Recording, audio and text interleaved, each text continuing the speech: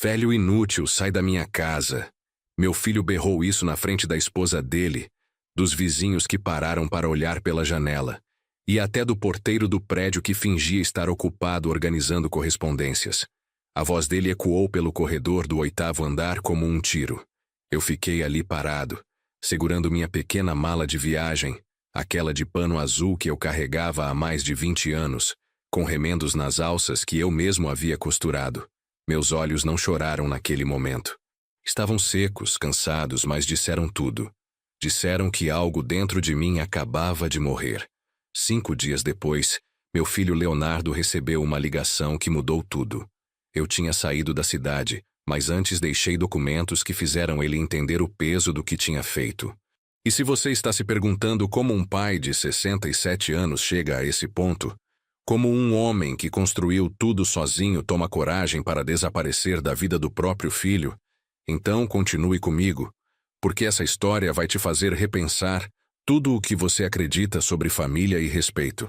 Mas antes de continuarmos, confira se você já está inscrito no canal e escreva nos comentários de onde você está assistindo este vídeo.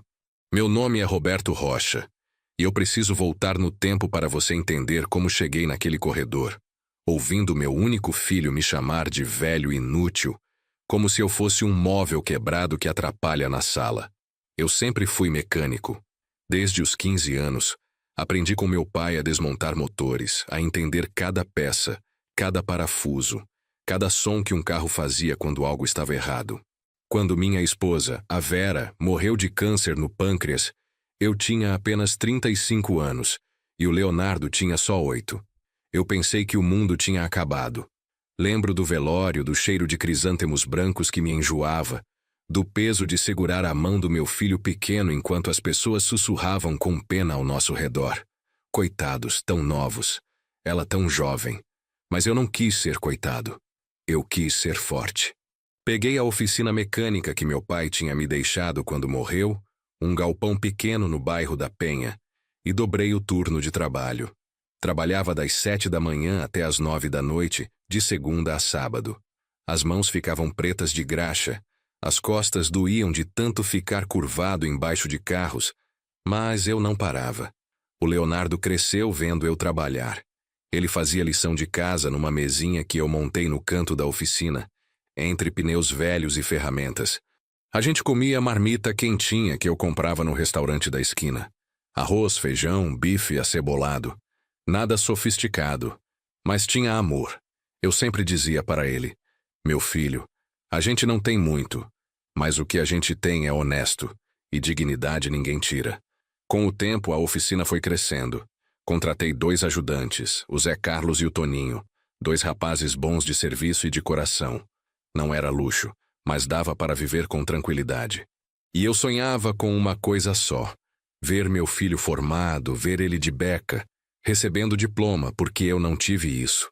Parei de estudar no ensino médio para assumir a oficina quando meu pai adoeceu, e a Vera também não teve. Mas o Leonardo ia ter. Quando ele passou no vestibular para engenharia mecânica, eu chorei tanto que molhei o papel da aprovação. Mas a faculdade era particular, na Universidade Presbiteriana Mackenzie. Mensalidade de R$ 2.200 por mês durante 5 anos. Eu fiz as contas, daria em torno de R$ 132 mil no total com reajustes e material. Eu não tinha isso guardado, mas eu tinha a casa que minha mãe me deixou quando morreu. Uma casa simples de 3 cômodos em São Miguel Paulista, com quintal pequeno e um pé de manga que dava fruto todo ano. Vendi por R$ 150 mil. Usei o dinheiro para pagar a faculdade do meu filho à vista, consegui um desconto bom. Sobrou um trocado que guardei para emergências e continuei morando de aluguel, numa kitnet perto da oficina. Mas meu coração estava cheio porque ele ia ser alguém na vida. E ele foi. Leonardo se formou, arrumou emprego numa montadora de veículos, começou a ganhar bem. Ele continuou morando comigo até os 26 anos. A gente tinha uma relação boa. Ele me levava para assistir jogo do Corinthians no bar. Sentava comigo no sofá para ver o Fantástico no domingo, me chamava de coroa com carinho. Eu lembro de um dia que ele chegou com uma caixa de bombons Lacta, e falou: Pai, tudo o que eu sou, eu devo ao Senhor. Eu guardei aquelas palavras como quem guarda uma medalha de guerra. Mas então veio a Juliana. Ela entrou na vida do Leonardo como um vendaval que bagunça tudo. Bonita, eu admito. Loira, cabelo sempre escovado, unhas impecáveis, roupas de grife. Trabalhava como supervisora numa loja de eletrônicos no shopping Aricanduva. Quando o Leonardo me apresentou ela, eu tentei ser educado. Preparei um churrasco no quintal da kitnet, comprei picanha, linguiça, farofa pronta. Arrumei a mesinha de plástico, coloquei guardanapos de papel coloridos. Mas a Juliana mal tocou na comida. Ficou mexendo no celular e fazendo comentários com aquele tom disfarçado de deboche. Ah, seu Roberto, o senhor é mecânico mesmo, né? Que legal. Deve ser cansativo trabalhar com as mãos o tempo todo. O tom não era de admiração, era de menosprezo. Eu engoli seco. Tentei ignorar. Afinal, era a namorada do meu filho. Eu queria que ele fosse feliz. Eles casaram 2 anos depois numa festa que eu paguei mais da metade. 16 mil reais da minha parte. A Juliana queria tudo do bom e do melhor. Buffet no Espaço Cristales. Vestido de noiva importado da Espanha. Decoração com flores importadas. E eu dei porque era o casamento do meu filho. E pai faz isso, pai dá. Mas a partir daquele casamento tudo mudou devagar, mas mudou de verdade. Primeiro foram as visitas. Eu ligava para marcar de ir no apartamento deles, e a Juliana sempre tinha uma desculpa. Ai, seu Roberto, hoje não dá. A gente vai sair com amigos. Hoje a casa está uma bagunça. A gente está cansado da semana. Leonardo concordava com tudo que ela dizia. Começou a me chamar de Roberto também, ao invés de pai. Pequeno detalhe, mas que doía como prego enferrujado entrando na carne. Depois veio o neto, o Pedrinho, meu netinho lindo de olhos azuis iguais aos da mãe. Quando ele nasceu, eu quis ficar no hospital, ajudar. Mas a Juliana disse que a mãe dela ia ficar. Não tinha espaço para mim. Eu segurei a dor e esperei. Quando finalmente pude ver o Pedrinho, com 4 semanas de vida, eu segurei aquele bebezinho no colo e prometi que ia ser o melhor avô do mundo. Mas a Juliana não deixou. As visitas começaram a ser agendadas com horário marcado. Eu não podia mais aparecer de surpresa, como os avós normalmente fazem. Tinha que ligar antes, confirmar horário, como se fosse marcar consulta no dentista. E mesmo assim, muitas vezes eu chegava lá e a Juliana inventava que o Pedrinho estava dormindo, ou irritado, ou com febre. Eu voltava para casa com o coração apertado, abraçando o carrinho de madeira que eu tinha feito na oficina para meu neto e que nunca conseguia entregar. Mas o pior ainda não tinha acontecido. E foi justamente esse pior que me trouxe até aquele corredor, ouvindo meu filho me humilhar na frente de todo mundo. Mas para você entender a pancada que eu levei, eu preciso te contar o que aconteceu antes. Preciso te contar sobre o dinheiro. Sabe aquele ditado que diz: quem vê cara não vê coração? Pois é. Quem olhava para mim naquela época, via um senhor de 67 anos, aposentado, que vivia numa kitnet alugada no bairro da Penha. Quem via de fora achava que eu era só mais um vovô que passava o dia assistindo televisão e tomando chimarrão no portão. Mas por dentro eu carregava uma história que pesava mais que bloco de motor. Eu construí minha vida sozinho. E quando eu digo sozinho, eu não estou exagerando. Depois que a Vera morreu, não teve ombro amigo de verdade. Não teve ajuda de parente distante. Não teve nada caindo do céu. Teve eu, minha oficina mecânica, e a certeza de que eu precisava criar meu filho com dignidade. Lembro do primeiro ano sem a Vera. Eu acordava às 5:30 da manhã, preparava café com pão na chapa, levantava o Leonardo, vestia ele com o uniforme que eu mesmo lavava e passava porque pagar lavanderia era caro demais.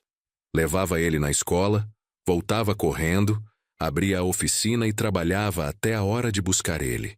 E quando ele dormia, eu continuava fazendo pequenos reparos, organizando ferramentas, estudando manuais técnicos. Muitas noites eu trabalhei até 1, 2 da madrugada. As mãos rachavam de tanto lidar com produtos químicos. As costas doíam de ficar curvado. Mas eu não parava porque eu tinha um propósito. Eu olhava para o meu filho dormindo com aquela carinha de anjo e pensava: ele vai ter uma vida melhor que a minha, ele vai estudar, ele vai ser alguém. Conforme o Leonardo foi crescendo, a oficina também cresceu.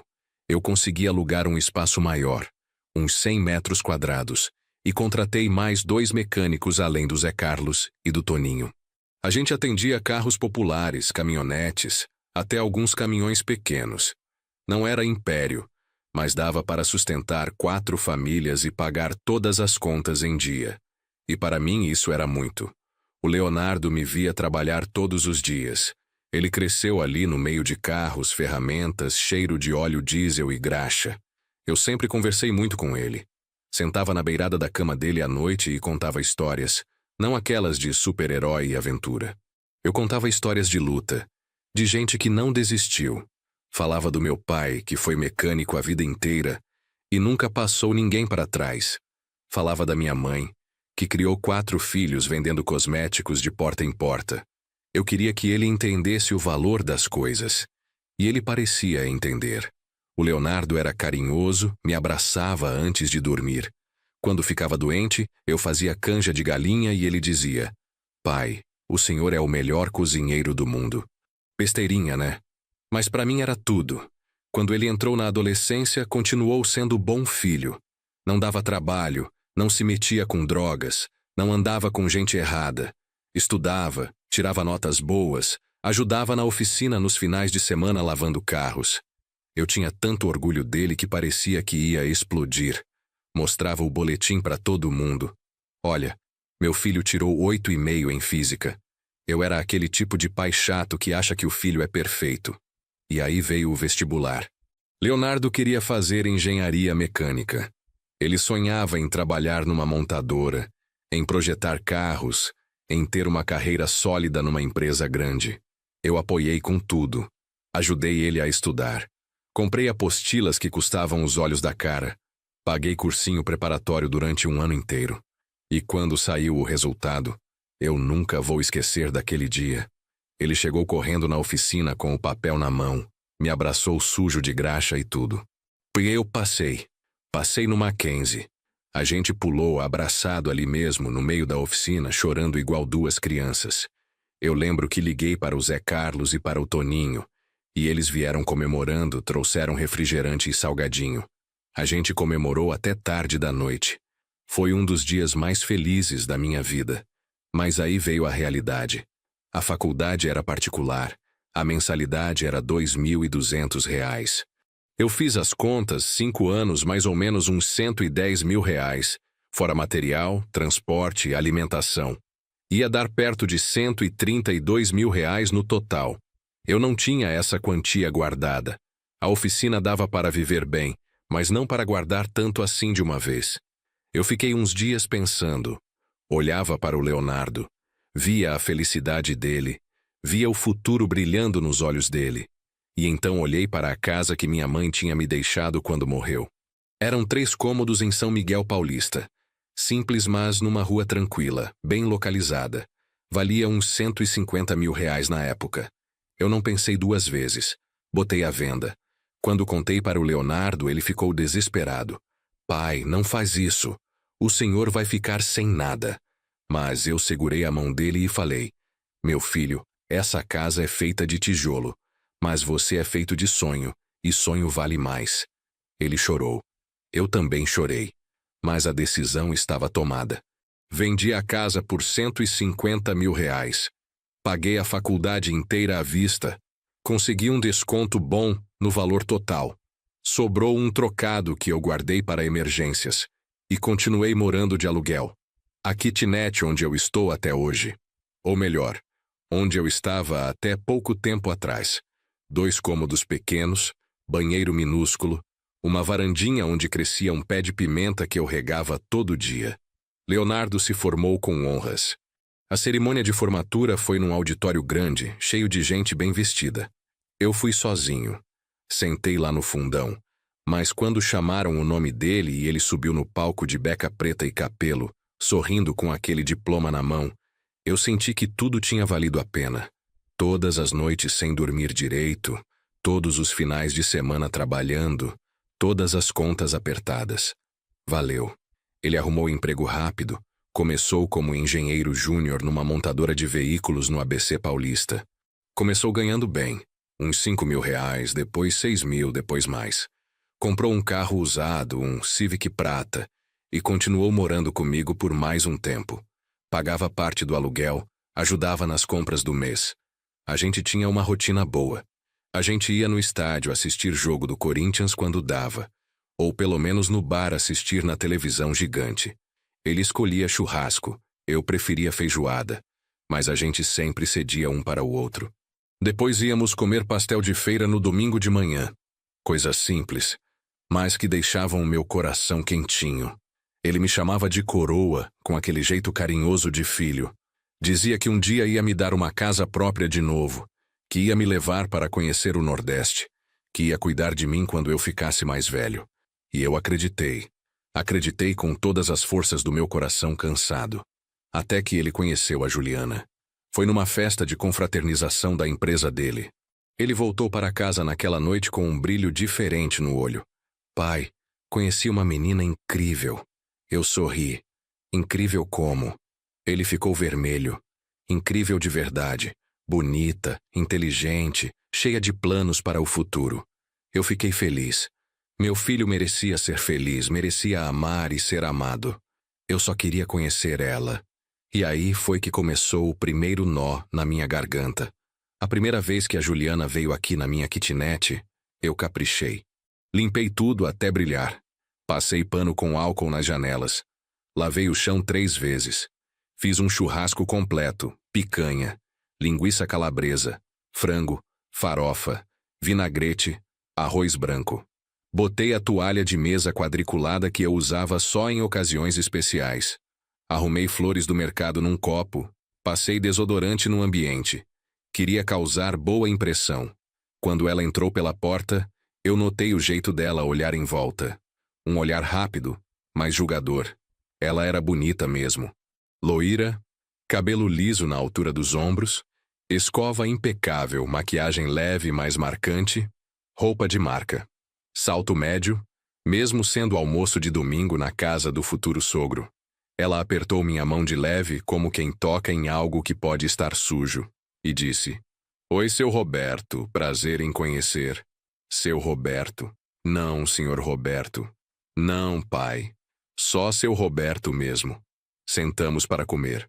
Eu servi a comida toda animado, contando que a receita da farofa era da minha avó, que eu tinha aprendido a fazer churrasco com meu pai quando era menino. A Juliana pegou um pedacinho minúsculo de carne, cutucou a farofa com o garfo e disse com aquele tom de falsa simpatia: Ah, que legal. Leonardo me falou que o senhor é mecânico, né? Deve ser bem cansativo trabalhar com carro. O tom não era de solidariedade, era de piedade disfarçada de educação. Doeu, mas eu fingi que não tinha percebido. Durante o almoço ela mal comeu. Ficou no celular respondendo mensagens, dando risadinhas baixas. O Leonardo tentava puxar assunto, mas ela respondia com sim, não, talvez. Quando eles foram embora, eu lavei a louça com um aperto no peito. Tentei me convencer de que era nervosismo dela, que na próxima vez ia ser diferente. Mas não foi. A cada encontro seguinte, eu sentia que a Juliana me via como um obstáculo, como alguém antiquado, atrasado, que não tinha nada a acrescentar na vida moderna deles. E o pior é que o Leonardo começou a mudar também. Aos poucos, mas mudou de forma clara. Ele parou de me chamar de pai e passou a me chamar de Roberto. Parou de me contar as coisas do trabalho dele. Parou de me perguntar como tinha sido meu dia. Eu tentava não ligar. Pensava, é fase. Ele está apaixonado. Logo volta ao normal. Mas não voltou. E então veio o casamento.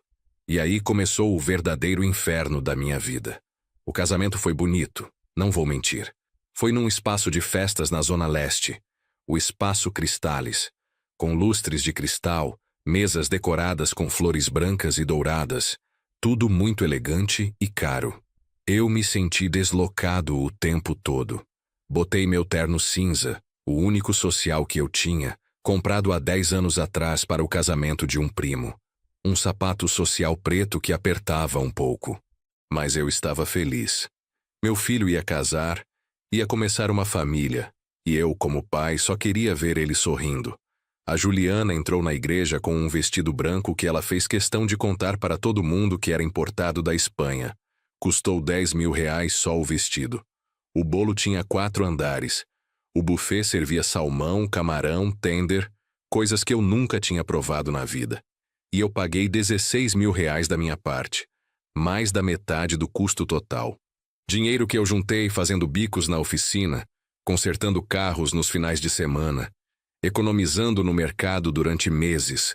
Mas eu dei porque mãe faz isso, pai faz isso. A gente abre mão. No dia do casamento, a Juliana mal olhou para mim. Cumprimentou os pais dela com abraços longos e emocionados, tirou centenas de fotos com as amigas, mas comigo foi só um oi seco e um sorriso falso de 5 segundos. O Leonardo tentou me incluir, me chamou para tirar foto com eles dois, mas quando eu me aproximei, a Juliana suspirou alto e disse: Leonardo, depois a gente tira com seu pai. Agora vamos tirar só nós dois, está bem? E ele concordou sem questionar. Eu fiquei ali segurando minha taça de refrigerante, sentindo meu coração se partir ao meio dentro do peito. Mas engoli a dor. Sorri. Bati palmas quando mandaram, porque era o dia deles, não meu.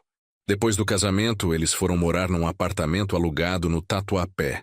2 quartos, sala ampla, sacada com churrasqueira, condomínio com piscina e academia, um lugar bonito e moderno. O Leonardo me ligou no primeiro dia e disse: Pai, vem conhecer nosso apartamento. Eu fiquei todo animado. Comprei um bolo de chocolate na confeitaria, embrulhado em papel bonito, ainda quentinho. Quando cheguei lá, toquei a campainha. A Juliana abriu a porta de roupão, cabelo molhado, cara de sono. Ah, seu Roberto, o Leonardo não te avisou que hoje a gente ia sair mais cedo? Eu gelei no corredor, mas ele me ligou ontem pedindo para eu vir hoje. Ela bufou com impaciência. Mas mudou os planos. Hoje não dá, a gente tem almoço com meus pais. O Leonardo apareceu atrás dela meio sem graça, ainda de chinelo. Desculpa, pai. Esqueci de te avisar que a gente tinha marcado esse almoço com os sogros. Eu segurei o bolo que já estava esfriando na minha mão e disse com a voz embargada: Ah, tudo bem, deixa eu deixar isso aqui para vocês então. A Juliana pegou o bolo de qualquer jeito, nem agradeceu direito, e começou a fechar a porta. Voltei para casa com um nó na garganta que não descia de jeito nenhum, sentindo pela primeira vez que algo estava errado de verdade. E as coisas só pioraram a partir dali. As visitas começaram a ser agendadas com antecedência. Eu não podia mais ligar e falar: Filho, vou dar uma passadinha aí para te ver. Não, tinha que ligar antes, perguntar se podia, confirmar horário, esperar a aprovação da Juliana. E mesmo assim, muitas vezes eu ligava e ela inventava desculpa. Ai, seu Roberto, hoje a casa está uma bagunça total. Hoje não dá, a gente vai sair daqui a pouco. O Leonardo está muito cansado do trabalho, melhor deixar para outro dia. Outro dia que nunca chegava de verdade. Eu comecei a me sentir descartável. Como uma ferramenta velha que você guarda no fundo da caixa e nunca mais usa, mas também não tem coragem de jogar fora. Aí veio o Pedrinho. Quando a Juliana engravidou, eu fiquei nas nuvens. Ia ser avô, ia ter um netinho para fazer brinquedos de madeira, para contar histórias, para dar colo e ensinar coisas da vida. Eu já comecei a construir coisinhas na oficina. Um carrinho de madeira com rodinhas que giravam de verdade. Um cavalinho de balanço pintado à mão. Um avião pequeno. Guardei tudo numa caixa enfeitada com papel de presente azul, esperando o dia de entregar. Mas quando o Pedrinho nasceu, eu não pude estar lá no hospital. A Juliana deixou bem claro através de uma mensagem de texto fria. A mãe dela ia ficar ajudando nos primeiros dias. Não tinha espaço para mais gente. Muita gente atrapalha, seu Roberto. O senhor entende, né? Eu disse que entendia. mas por dentro eu estava me despedaçando em pedaços pequenos. Quando finalmente consegui ver meu neto, ele já tinha 4 semanas de vida. 4 semanas inteiras. Eu cheguei no apartamento deles com a caixa de presentes que eu tinha feito, o coração batendo acelerado de emoção. A Juliana me recebeu na porta, pegou a caixa sem nem olhar direito o que tinha dentro e disse com pressa: "Ele está dormindo agora. Melhor você não pegar, senão acorda e fica irritado o resto do dia." Fiquei ali sentado no sofá da sala por 40 minutos, olhando para a porta do quarto, imaginando meu netinho dormindo do outro lado daquela parede. Esperei, esperei e esperei. O Pedrinho não acordou. Ou acordou e a Juliana não me chamou, eu nunca vou saber a verdade. Mas voltei para casa sem nem ter tocado nele. As visitas continuaram assim nos meses seguintes, controladas, cronometradas, vigiadas, como se eu fosse uma ameaça ao bem-estar deles. Eu ligava para perguntar se podia ver o Pedrinho e a Juliana sempre tinha uma desculpa pronta na ponta da língua. "Ah, ele está com febre baixa hoje. Ele está muito irritado, não para de chorar. Ele está na casa da minha mãe passando o final de semana." Quando eu finalmente conseguia ir, ficava meia hora no máximo, sempre com hora marcada. E a Juliana ficava ali de pé, de braços cruzados, me vigiando cada movimento, como se eu fosse fazer alguma coisa errada com meu próprio neto. Um dia eu levei o cavalinho de balanço que tinha feito. Passei 3 semanas trabalhando nele depois do expediente na oficina. Madeira de lei, lixada até ficar macia como seda, pintada à mão com tinta tóxica, crina feita de corda de sisal. Entreguei para o Pedrinho, que tinha uns 2 anos na época. Ele adorou, subiu no cavalinho e saiu balançando pela sala, rindo com aquela risada gostosa de criança feliz. Eu fiquei tão emocionado vendo aquilo. Até que na visita seguinte, 2 semanas depois, não vi o cavalinho em lugar nenhum. Perguntei com o coração apertado: "Cadê o cavalinho que eu fiz para o Pedrinho?" A Juliana deu de ombros sem olhar para mim. "Ah, ele enjoou rapidinho. Doamos para uma creche do bairro." Doaram para uma creche como se fosse um objeto qualquer sem valor. Eu mordi a língua com força para não falar nada que eu fosse me arrepender. Não falei nada naquele dia, mas naquela noite chorei tanto que molhei o travesseiro inteiro de tanta lágrima. E o Leonardo?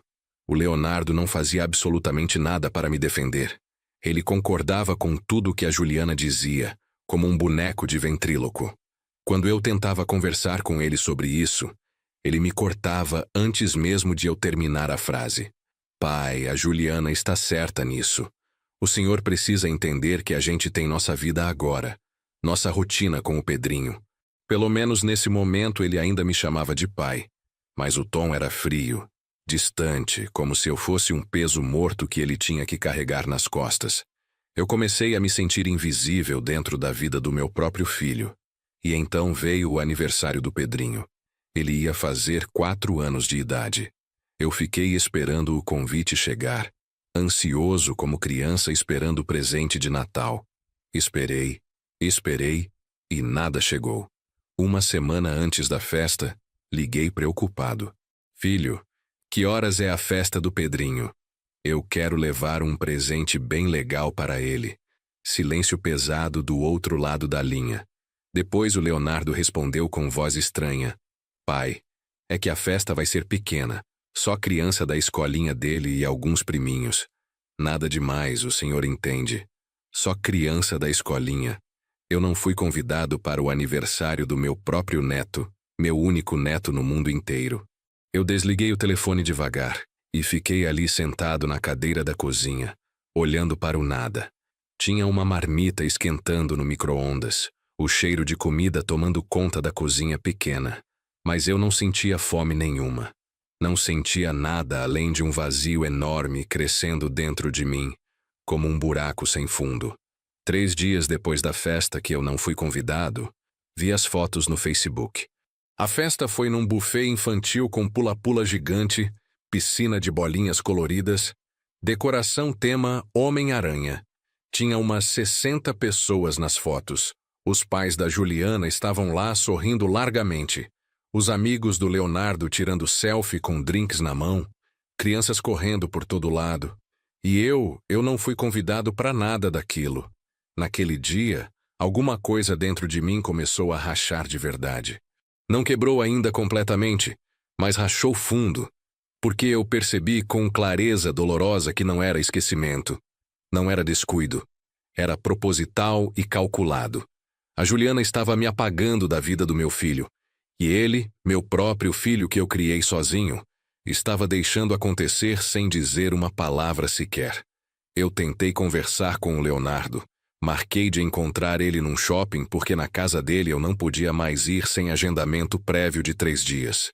Sentei com ele numa praça de alimentação barulhenta, tomando um café aguado que custou R$ 6, e falei com a voz embargada: "Filho, eu estou sentindo que vocês não querem mais que eu faça parte da vida de vocês." Ele desviou o olhar para o lado, mexendo no celular com nervosismo. "Pai, não é assim não. É que a Juliana acha que o senhor interfere muito nas decisões da gente. Fica dando palpite sobre como criar o Pedrinho." Interferir? Eu mal via meu neto, mal pisava no apartamento deles, mas eu não gritei, não bati na mesa de raiva. Eu só perguntei com a voz tremendo: "E você, Leonardo? O que você acha de verdade?" Ele ficou em silêncio pesado por longos segundos. E aquele silêncio maldito disse tudo o que eu precisava saber. Ele tinha escolhido o lado dela sem pensar 2 vezes. Voltei para casa naquele dia com uma certeza dolorida que apertava meu peito. Meu filho tinha se perdido no caminho, e eu não sabia se conseguiria encontrá-lo de novo. Mas o pior de tudo, o pior ainda estava por vir. Porque 3 meses depois daquela conversa difícil no shopping, o Leonardo apareceu na minha casa, mas não veio sozinho. Veio acompanhado da Juliana e veio pedir dinheiro emprestado. Eles chegaram num sábado à tarde de sol forte. Eu estava no quintalzinho da kitnet regando o pé de pimenta quando ouvi a campainha tocar. Abri o portão de grade enferrujada e levei um susto genuíno. Leonardo e Juliana, os dois bem arrumados, sorrindo de um jeito estranho. Eles seguravam uma sacola da padaria São Paulo. Trouxemos pão de queijo quentinho. "Pai, aquele que o senhor adora." Fazia 4 meses que eles não vinham aqui na minha casa e agora apareciam assim do nada, com pão de queijo e sorrisos forçados. Alguma coisa não estava certa, mas eu deixei entrar mesmo desconfiado. Fiz café fresco, botei o pão de queijo no prato, sentei com eles na mesinha de fórmica da cozinha que estava descascando nas pontas. A Juliana estava estranhamente simpática demais. "Ai, seu Roberto, que casinha aconchegante. Sente esse cheiro gostoso de café? Essas coisas simples que a gente esquece de valorizar na correria da vida moderna, né?" Ela nunca tinha elogiado absolutamente nada na minha casa, nunca demonstrou qualquer apreço. E agora vinha com esse papo todo meloso. O Leonardo comeu 3 pães de queijo, tomou 2 xícaras de café e ficou enrolando. Conversa fiada sobre o tempo, sobre o trabalho dele na montadora, sobre o Pedrinho que estava crescendo rápido demais, até que a Juliana cutucou ele com o cotovelo de forma nada sutil. Eu vi perfeitamente. Ele limpou a garganta com nervosismo. "Pai, na verdade, a gente veio aqui porque a gente precisa conversar uma coisa importante com o senhor." Meu coração apertou na hora. "Fala, filho. Estou te ouvindo." Ele trocou um olhar rápido com a Juliana. Ela deu um sorrisinho falso de incentivo, e aí ele soltou de uma vez. "É que apareceu uma oportunidade incrível de investimento, pai. Um colega meu da montadora abriu uma franquia de lava rápido e está convidando sócios para expandir o negócio. É um negócio garantido, extremamente lucrativo. Ele já tem 2 unidades funcionando super bem e está abrindo a 3ª agora." Eu fiquei quieto, esperando ele continuar falando. "O problema é que a entrada para a sociedade é de R$ 80 mil. A gente está juntando dinheiro, mas ainda falta bastante. E a gente pensou, será que o senhor não poderia emprestar para a gente? R$ 80 mil. Eu senti o chão fugir completamente dos meus pés. Esse dinheiro era praticamente tudo que eu tinha guardado, minha reserva de emergência sagrada, o dinheiro que eu juntei vendendo algumas ferramentas antigas da oficina, quando me aposentei, fazendo uns bicos de concerto aqui e ali nos finais de semana, economizando centavo por centavo durante anos inteiros. Era o que me dava segurança para dormir tranquilo à noite. O colchão financeiro para qualquer imprevisto de saúde ou emergência. Filho, isso é muito dinheiro. Eu falei devagar. Eu sei, pai. Mas é um empréstimo, não é doação. A gente devolve em 8 meses com juros de 10%. O senhor vai receber R$88 mil de volta. R$8 mil de lucro limpo. A gente faz um contrato bem feitinho. Tudo certinho e registrado. A Juliana se inclinou para a frente na cadeira com aquele sorriso que não chegava nem perto dos olhos. Seu Roberto, a gente nunca pediria isso se não fosse uma oportunidade real e concreta. A gente confia muito no Leonardo, e o senhor não confia no seu próprio filho? E aí estava a armadilha perfeita montada, porque se eu dissesse não, eu seria o pai ruim e egoísta, o pai que não acredita no potencial do filho, o pai mesquinho que prefere o dinheiro parado no banco ao invés de ajudar a família a prosperar. Eu olhei para o Leonardo, para o meu filho, o menino que eu criei completamente sozinho depois que a Vera morreu, que eu vesti, que eu alimentei, que eu paguei faculdade caríssima vendendo a casa que era meu único patrimônio real no mundo. Olhei fundo nos olhos dele e vi um homem que eu não reconhecia mais por completo. Mas vi também o menino de 8 anos que chorou desesperado no meu colo no dia do velório da mãe. Deixa eu pensar com calma sobre isso, filho. A Juliana franziu a testa com irritação mal disfarçada. Pensar, seu Roberto. Mas a oportunidade é agora, é urgente. Se a gente deixar passar muito tempo, perde a vaga. Outro sócio entra no lugar da gente. O Leonardo segurou a mão dela num gesto que parecia dizer calma. Controle-se. Mas depois ele olhou para mim com aquela voz de menino que eu nunca conseguia resistir de verdade. Pai, eu não pediria isso se não fosse realmente importante para o nosso futuro. O senhor sempre falou que queria me ver crescer na vida, ter sucesso profissional. Essa é a grande chance que apareceu. Eu respirei fundo, pesei tudo na minha cabeça por longos segundos e cometi o maior erro da minha vida inteira. Está bom, eu empresto o dinheiro para vocês. O sorriso da Juliana foi imediato, largo, triunfante, como se tivesse ganhado na loteria. O do Leonardo era mais contido, mas tinha alívio estampado. Ele se levantou da cadeira, veio até mim, me abraçou apertado. Obrigado, pai. O senhor não vai se arrepender nem um pouco, eu prometo de coração. 3 dias depois daquele sábado, transferi os R$80 mil para a conta corrente dele. Fizemos um contrato simples que a própria Juliana digitou no computador dela e imprimiu. Empréstimo de R$80 mil a ser devolvido em 8 meses com juros de 10%, totalizando R$88 mil. Os dois assinaram com caneta azul. Eu assinei também. Guardei o papel na gaveta da cômoda com um aperto no peito que eu tentei ignorar com todas as forças. Nos primeiros 2 meses seguintes, eles foram relativamente simpáticos comigo. O Leonardo ligava uma vez por semana, sempre rapidinho. E aí, pai, tudo bem com o senhor? A Juliana até me mandou 2 fotos do Pedrinho pelo WhatsApp, coisa que ela nunca fazia.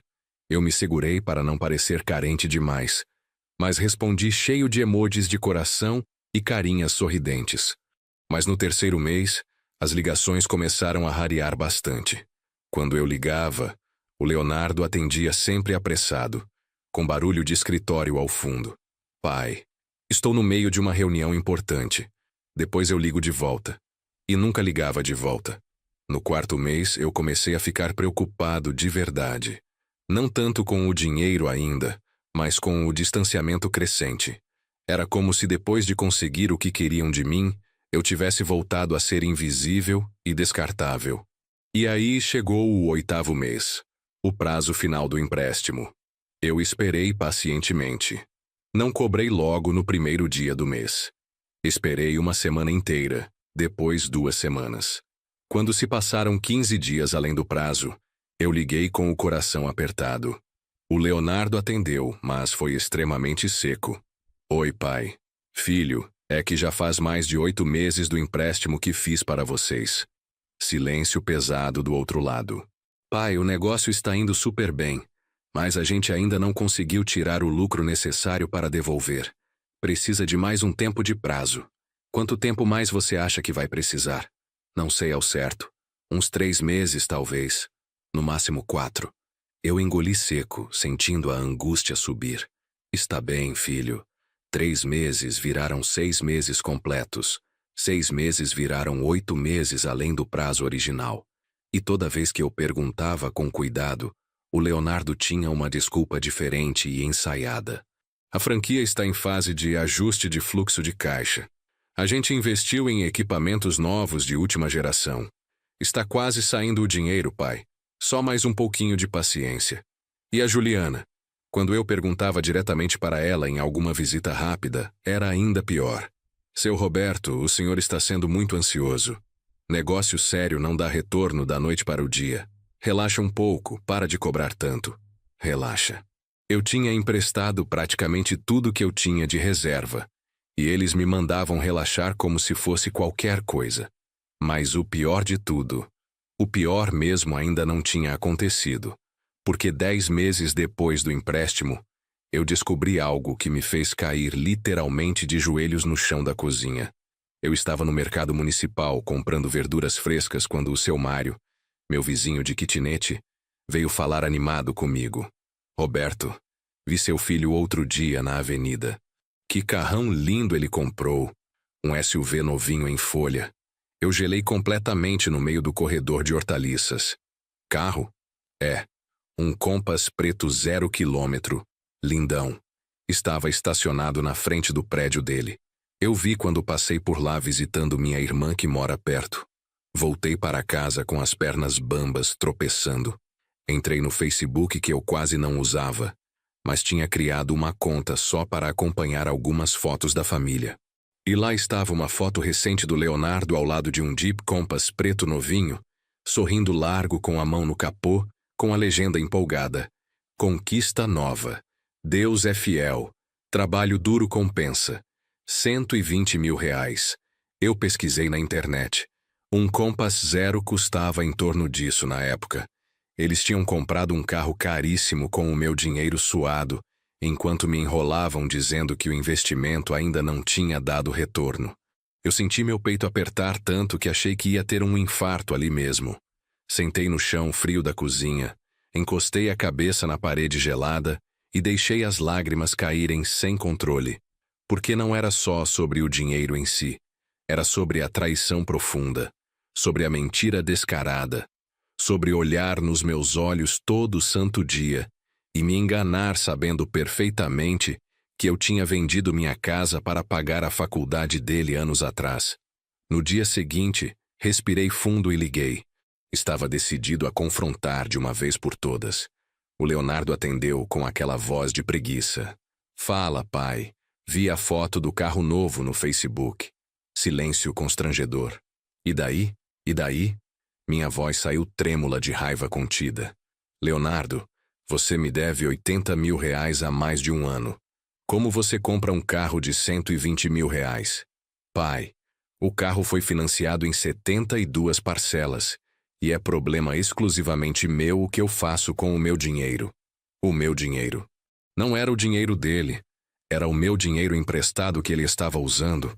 E ele sabia disso perfeitamente. Mas, filho, você prometeu devolver em 8 meses. Já faz quase 1 ano e meio. Eu vou devolver quando der, pai. Para de me pressionar desse jeito. O senhor está parecendo agiota de filme. Agiota. Meu próprio filho me chamou de agiota. Eu desliguei o telefone devagar e fiquei ali sentado na cadeira da cozinha por horas, ouvindo apenas o barulho monótono do relógio de parede. Tic-tac, como se o tempo tivesse parado completamente. E foi ali naquele momento que a rachadura dentro de mim aumentou perigosamente e começou a doer de verdade, doer fisicamente, porque eu percebi com clareza absoluta que não era só desrespeito comum, era crueldade calculada e proposital.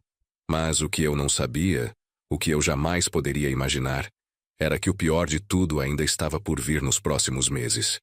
Depois daquela ligação horrível, eu passei 5 dias inteiros sem conseguir comer direito. O estômago completamente revirado, a cabeça pesada como chumbo, o coração partido em tantos pedaços minúsculos que eu nem sabia mais como juntar. Eu olhava para o teto à noite sem conseguir dormir e ficava repassando tudo na cabeça exaustivamente. Cada sacrifício que fiz, cada noite mal dormida trabalhando na oficina até tarde, cada conta que eu deixei de pagar para garantir que meu filho tivesse roupa limpa no armário, comida quentinha na mesa, material escolar completo. E agora? Agora ele me chamava de agiota sem nenhum peso na consciência. Tentei me convencer de que era só um momento de raiva passageira, que ele ia ligar em alguns dias, pedir desculpas sinceras, explicar tudo com calma. Mas os dias foram passando lentamente. Uma semana inteira, 2 semanas, 3 semanas, e absolutamente nada aconteceu.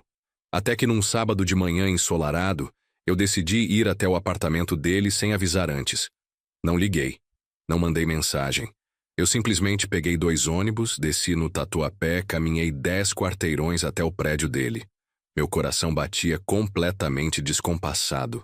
Eu não sabia exatamente o que ia dizer, mas eu precisava desesperadamente olhar nos olhos do meu filho e tentar entender quando foi que eu o perdi pelo caminho. Cheguei no portão eletrônico do condomínio. O porteiro novo, que eu não conhecia, me olhou desconfiado. Bom dia, o senhor vai visitar alguém? Vou sim, vou no apartamento do Leonardo Rocha, 804. Ele pegou o interfone preto, ligou para o apartamento, ficou esperando. Ninguém atendeu do outro lado. Tentou de novo com insistência. Nada. Eu pedi com voz embargada. Por favor, deixa eu subir. Eu sou o pai dele. Tenho certeza que ele está em casa. O porteiro hesitou bastante, mas acabou liberando com relutância. Subi no elevador espelhado, as pernas tremendo visivelmente. Cheguei na porta do apartamento 804. Respirei fundo várias vezes. Toquei a campainha insistentemente. Ouvi vozes masculinas lá dentro, televisão ligada alta, risadas. Toquei de novo com mais força. A Juliana abriu a porta usando calça de moletom cinza e camiseta larga, com o cabelo preso num coque bagunçado, sem uma gota de maquiagem. Quando me viu parado ali, o rosto dela fechou completamente na hora. Seu Roberto, o que o senhor está fazendo aqui sem avisar? Vim falar com o Leonardo urgentemente. Ele está muito ocupado agora. Por favor, Juliana, eu só quero conversar 5 minutos. Ela suspirou fundo, revirando os olhos com impaciência. Leonardo! Ela gritou irritada para o corredor. Seu pai está aqui na porta. Seu pai, não o Roberto, seu pai. Mas o jeito que ela falou era como se estivesse anunciando a chegada de um problema gigantesco. O Leonardo apareceu de bermuda surrada e camiseta velha do Corinthians, com cara de sono profundo. Quando me viu ali parado, ele franziu a testa com irritação. Pai, o senhor não avisou que ia vir aqui hoje. Eu sei, filho, mas é que a gente precisa conversar com urgência sobre tudo isso. Ele trocou um olhar rápido e significativo com a Juliana. Ela cruzou os braços magros, encostou no batente da porta e ficou ali me encarando com hostilidade aberta. Não me convidou para entrar nem por educação. Ficamos os 3 ali na porta do apartamento, como se eu fosse um vendedor ambulante indesejado. Filho, eu queria entender melhor sobre o dinheiro que emprestei. Faz mais de 1 ano agora. Você disse que ia devolver em 8 meses no máximo. O Leonardo bufou com impaciência. Mas já falei 1000 vezes. O negócio está em andamento ainda. Não dá para tirar dinheiro agora sem comprometer tudo. Mas você comprou um carro caríssimo, Leonardo. Eu já expliquei isso também. O carro foi totalmente financiado em 72 parcelas longas. Mas, Leonardo, eu emprestei praticamente tudo o que eu tinha guardado. Eu preciso muito desse dinheiro de volta. Eu tenho contas para pagar todo mês, remédios caros. A Juliana me cortou no meio da frase com agressividade. Seu Roberto, a gente também tem contas altíssimas todo mês. A gente tem uma criança para criar. O senhor acha que é fácil criar criança hoje em dia?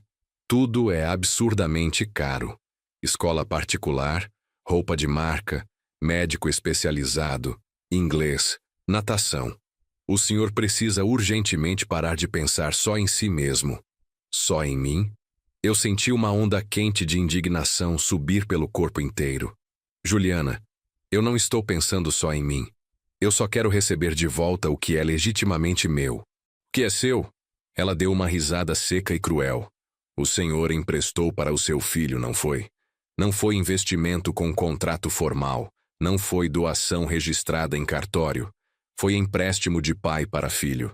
A gente vai devolver quando for financeiramente possível, mas ficar cobrando toda hora desse jeito. Isso é extremamente constrangedor e deselegante. Constrangedor para eles. Eu olhei desesperado para o Leonardo, esperando fervorosamente que ele dissesse alguma coisa, que ele me defendesse minimamente, que ele lembrasse de tudo que eu fiz por ele ao longo da vida inteira. Mas ele só olhou para o chão de cerâmica e ficou em silêncio absoluto. E foi nesse silêncio ensurdecedor que alguma coisa fundamental dentro de mim quebrou definitivamente de vez. Está bom, então. Minha voz saiu baixa, tremida, quase inaudível. Desculpa ter incomodado vocês. Eu virei as costas devagar e fui embora pelo corredor vazio. Ouvi a porta do apartamento se fechando com força atrás de mim antes mesmo de eu chegar no elevador. Desci lentamente, saí do prédio cambaleando, caminhei até o ponto de ônibus mais próximo. Quando sentei no banco de concreto gelado, sozinho, com o sol quente de meio-dia queimando minha cabeça grisalha, eu finalmente entendi com clareza cristalina. Eu não era mais pai dele. Eu era apenas um credor inconveniente, um número chato numa folha de papel amarelada. 3 dias depois daquele sábado horrível, aconteceu o pior de tudo. Era uma quinta-feira comum. Eu estava na frente da kitnet varrendo a calçada suja, quando vi o Pedrinho brincando na pracinha da esquina com outras crianças barulhentas. Meu coração deu um pulo imenso de alegria. Fazia muitos meses que eu não via meu neto de pertinho. Ele estava bem maior, o cabelo castanho mais comprido, usando uma camiseta azul do Homem-Aranha. Eu larguei a vassoura encostada no muro e fui até ele quase correndo. Pedrinho, meu netinho querido! Ele me olhou meio sem jeito inicialmente, mas sorriu depois. Oi, vovô Roberto. Eu me ajoelhei na terra da pracinha na frente dele. Segurei as mãozinhas pequenas dele com todo cuidado. Como você está, meu amor? Saudade enorme do vovô. O Pedrinho me abraçou apertado, e naquele abraço sincero de criança, eu senti que ainda existia amor verdadeiro, ainda existia vínculo real. Foi quando ouvi a voz dele cortante. Pedrinho, vem aqui agora. O Leonardo e a Juliana vinham caminhando rapidamente pela calçada. Ele com cara extremamente fechada, ela com aquele olhar cheio de irritação que eu já conhecia bem.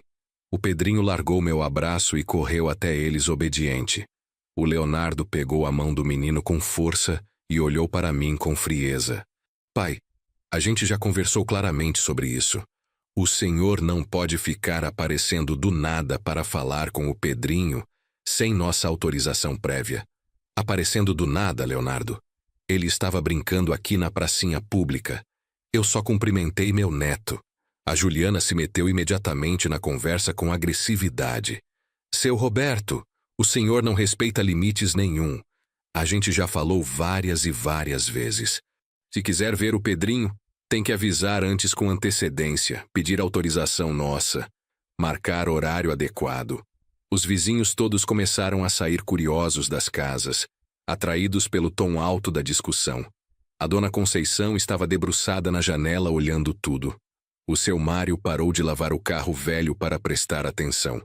E eu sentia a vergonha subindo quente, queimando meu rosto inteiro, ardendo nos olhos. Filho, eu só queria ver um pouquinho meu neto. Seu neto! A voz da Juliana veio ainda mais cortante e cruel. Seu Roberto, o senhor acha que só porque é avô biológico pode fazer absolutamente o que quer? O Pedrinho é nosso filho, nossa total responsabilidade, e a gente decide quando o senhor pode ou não ter contato com ele.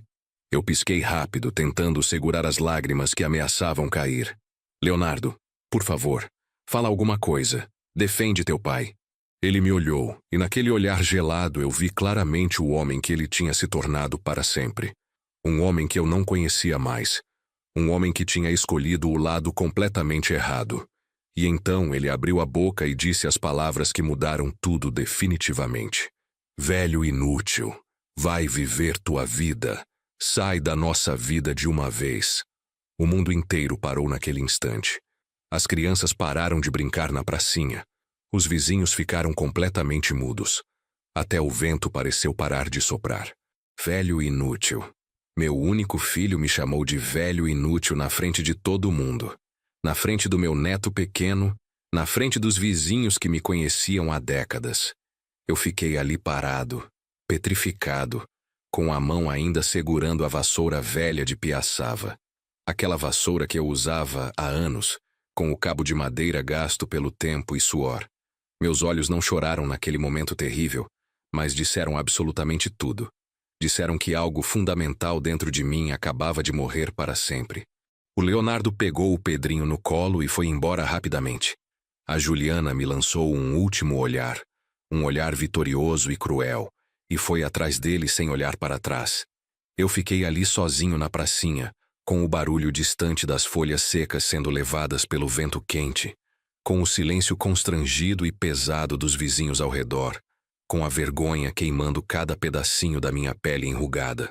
Entrei devagar na kitnet, fechei a porta de madeira, encostei nela e finalmente deixei as lágrimas caírem sem nenhum controle. Chorei como eu não chorava desde o dia terrível que enterrei a Vera no cemitério. Chorei por tudo que eu dei sem esperar nada, por tudo que eu abri mão sem pestanejar, por tudo que eu sacrifiquei sem pensar duas vezes, e pelo filho amado que eu perdi completamente pelo caminho. Mas naquela noite silenciosa, depois que as lágrimas finalmente secaram, depois que a dor profunda se transformou em outra coisa, algo gelado, algo decidido e irreversível, eu levantei da cama, acendi a luz amarelada da cozinha e fui até o armário embutido. No alto, bem atrás de umas caixas velhas de remédio vencido, tinha uma caixa de sapatos empoeirada. Abri com cuidado. Dentro estavam todas as provas documentadas da minha vida inteira de sacrifício. Os recibos amarelados da faculdade do Leonardo, todos os 5 anos completos, R$ 132 mil em parcelas que eu paguei suando sangue, trabalhando dobrado na oficina, consertando carros de madrugada. A escritura antiga do imóvel que eu vendi, a única coisa de valor que minha mãe me deixou de herança e que eu troquei sem hesitar pelo futuro educacional dele. Fotos antigas minhas, mais jovem e forte, cansado e exausto, mas sempre sorrindo com esperança, sempre tentando fazer o melhor possível. E o contrato maldito, aquele contrato de empréstimo que eles fizeram, R$ 80 mil, assinado por ele, por ela, por mim com caneta azul. Olhei longamente para aqueles papéis amarelados espalhados e naquele momento preciso tomei uma decisão extremamente fria, calculada, completamente irreversível. Se eles queriam tanto que eu vivesse minha vida longe deles, então era exatamente isso que eu ia fazer de verdade, mas não do jeito confortável que eles imaginavam. Eu não dormi absolutamente nada naquela noite inteira. Fiquei sentado na cadeira dura da cozinha com a caixa de sapatos aberta na minha frente, olhando fixamente para cada papel, cada foto desbotada, cada prova concreta de uma vida inteira dedicada a ele. E enquanto o céu clareava lentamente lá fora, uma clareza diferente e poderosa foi nascendo dentro de mim também. Não era raiva simples. Raiva eu já tinha sentido muitas vezes. Isso era outra coisa completamente diferente. Era determinação pura. Eu tinha passado a vida inteira me doando sem limites, me anulando completamente, aceitando migalhas de afeto como se fossem banquetes. E o resultado? Ser chamado de velho inútil na frente dos vizinhos, ser tratado como estorvo que atrapalha, ser enganado e roubado pelo próprio filho que eu criei sozinho. Mas acabou. Naquela manhã de quinta-feira, quando o sol nasceu alaranjado no horizonte, um novo Roberto também nasceu junto com aquela luz. Um que não ia mais chorar implorando atenção, um que não ia mais aceitar humilhação calado, um que ia finalmente tomar as rédeas da própria vida nas mãos. A primeira coisa concreta que fiz foi parar completamente de ligar para o Leonardo. Parece simples quando falo assim, mas para mim foi uma das coisas mais difíceis que já fiz na vida, Porque todo pai tem aquele impulso natural, sabe, de ligar, de perguntar como está, de tentar consertar o que está quebrado. Mas eu cortei esse impulso pela raiz.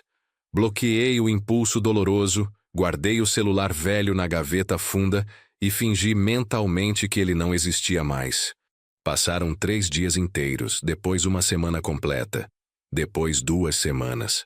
O Leonardo ligou uma única vez. Eu atendi, mas fui extremamente seco. Alô? Ele pareceu genuinamente surpreso com o tom frio. Pai, está tudo bem com o senhor? Eu respondi curto. Está. Precisa de alguma coisa específica? Ele gaguejou nervoso. Não, só estava ligando para saber como o senhor está. Estou bem. Mais alguma coisa? Silêncio desconfortável. Não, é só isso mesmo. Então está bom. Tchau.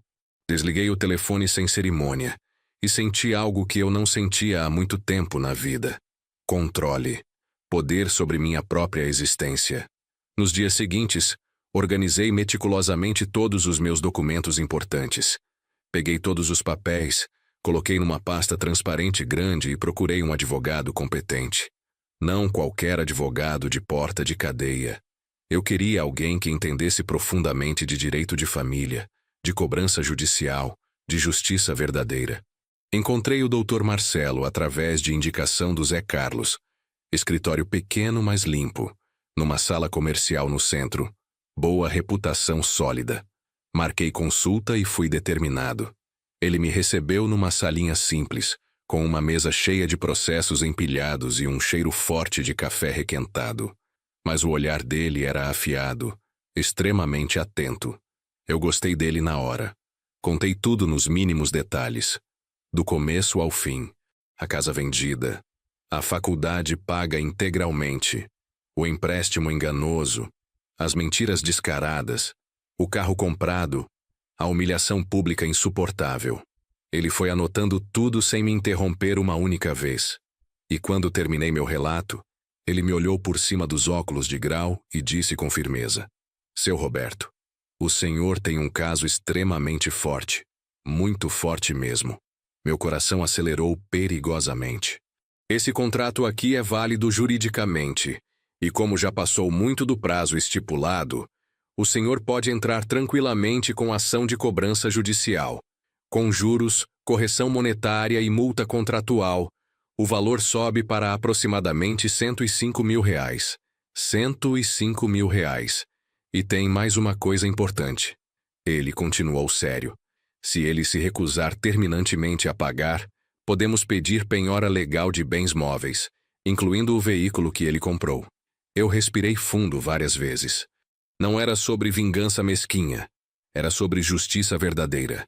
Era sobre mostrar claramente para o meu filho que ações têm consequências reais, que pai não é banco automático, que respeito não se negocia por nada. Vamos em frente com tudo, eu disse firme. O Dr. Marcelo sorriu discreto. Ótimo. Vou preparar toda a documentação necessária.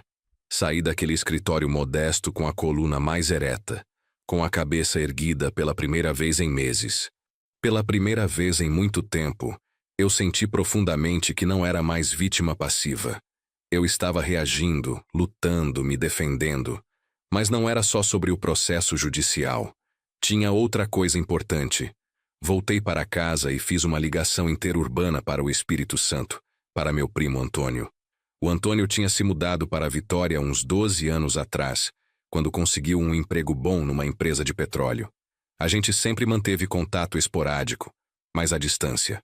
Ligação de aniversário, mensagem no Natal, essas coisas de família distante. Mas, naquele dia específico, eu liguei por outro motivo completamente diferente. Roberto, que surpresa boa! A voz dele veio alegre e acolhedora. Antônio, eu preciso de um favor grande. Expliquei tudo pausadamente. A situação terrível com o Leonardo, o desrespeito acumulado, a humilhação pública e o que eu estava planejando fazer. Ele ficou em silêncio pesado por um tempo que pareceu eterno. Depois disse com voz emocionada: Primo, você sabe perfeitamente que pode contar comigo sempre, para qualquer coisa. Se quiser vir para cá, Minha casa é sua. Pode ficar o tempo que precisar. Tem certeza, Antônio? Não quero dar trabalho nenhum para você e sua família. Trabalho nenhum, Roberto. Você me ajudou quando eu mais precisei na vida. Lembra quando minha filha ficou doente grave e você me emprestou dinheiro sem cobrar prazo? Lembra quando eu estava desempregado e você me deu trabalho na oficina por 6 meses? Eu nunca esqueci disso. Vem, por favor, vem recomeçar aqui perto do mar. Eu fechei os olhos com força e pela primeira vez em muitos meses senti esperança verdadeira renascendo. Vou sim, mas não fala para absolutamente ninguém ainda, está bom? Isso é segredo total, segredo guardado a 7 chaves, primo. Desliguei o telefone e fiquei ali sentado no sofá velho da sala, olhando para as paredes descascadas da minha kitnet minúscula. Aquelas paredes tinham me visto chorar desesperado, me visto suar trabalhando, me visto envelhecer sozinho.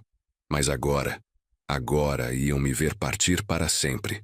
Nos dias seguintes, comecei a me preparar em completo silêncio, sem alarde nenhum, sem chamar atenção.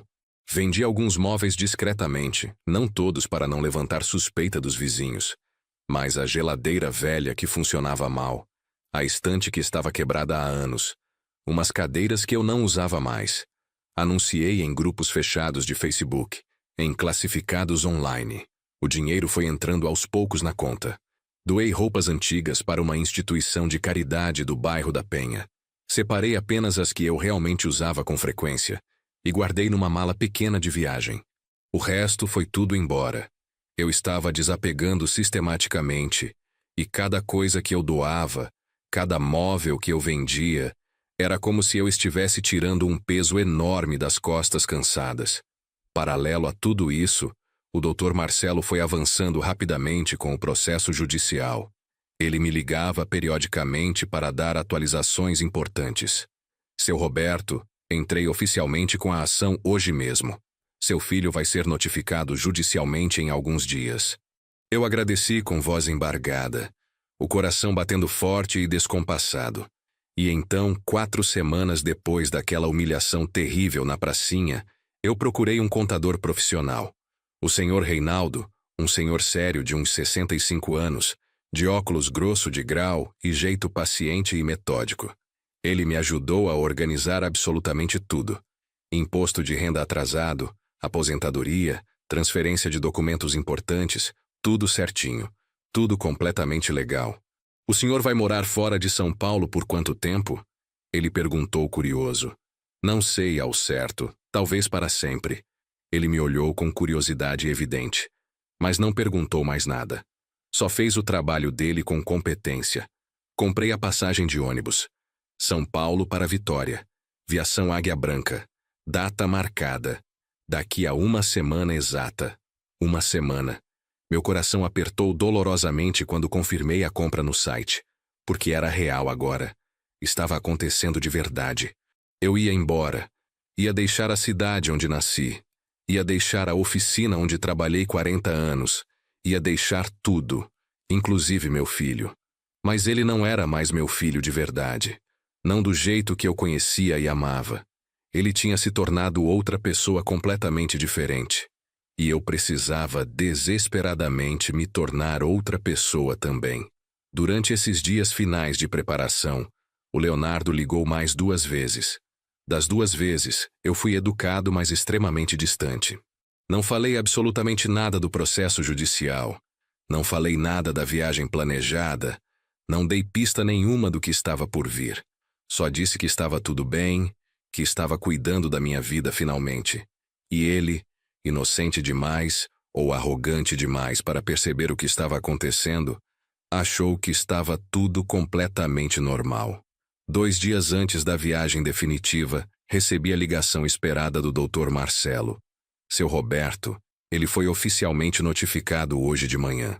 A notificação chegou no endereço dele por correios. Meu estômago revirou violentamente. E agora, o que acontece? Agora ele tem prazo legal para responder formalmente.